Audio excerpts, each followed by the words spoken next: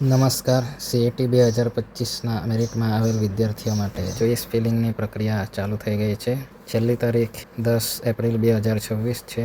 આશા રાખું છું તમે બધા શિક્ષક મિત્રોએ ચોઈસ ફિલિંગની પ્રક્રિયા પૂર્ણ કરી લીધી હશે. જો કદાચ તમને ચોઈસ ફિલિંગમાં તકલીફ હોય તો આ વિડીયો તમારા માટે બનાવેલ છે.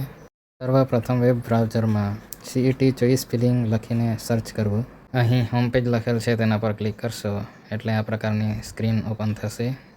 અહીં CAT બેચ સ્કીમ 2025ની નીચે વિદ્યાર્થી રજિસ્ટ્રેશન લખેલ છે તેના પર ક્લિક કરવું. હવે લોગિન લખેલ છે તેના પર ક્લિક કરી સ્ટુડન્ટ પસંદ કરવું. અહીં સ્ટુડન્ટ લોગિન ઓપન થશે. એમાં સર્વપ્રથમ વિદ્યાર્થીનો આધાર UID દાખલ કરી લેવો.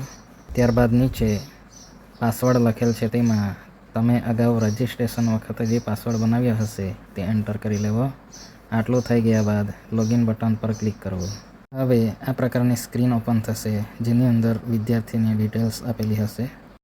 એની નીચે આ સ્ક્રીન પર જોઈ શકો છો તે પ્રમાણે સ્વામી વિવેકાનંદ જ્ઞાન શક્તિ રેસિડેન્શિયલ સ્કૂલ માટે બેઝ ગ્રીન કલર, જ્ઞાન શક્તિ રેસિડેન્શિયલ સ્કૂલ માટે બ્લુ કલર, રક્ષા શક્તિ સ્કૂલ માટે pink colour, Eklavya model residential school માટે પર્પલ કલર અને મુખ્યમંત્રી જ્ઞાન સેતુ સ્કોલરશિપ સ્કીમ માટે યલો કલર કોડ હશે. હવે ચોઈસ ફિલિંગ માટે અહીં ચોઈસ ફિલિંગ લખેલ છે તેની નીચે સ્કૂલનું નામ આપેલ છે તેમાંથી સ્કૂલ પસંદ કરશો એટલે બાજુના ખાનામાં સ્કૂલનું નામ દર્શાવશે. આવી રીતે તમારે વારાફરતી ચોઈસ ફિલિંગ કરી લેવાની છે.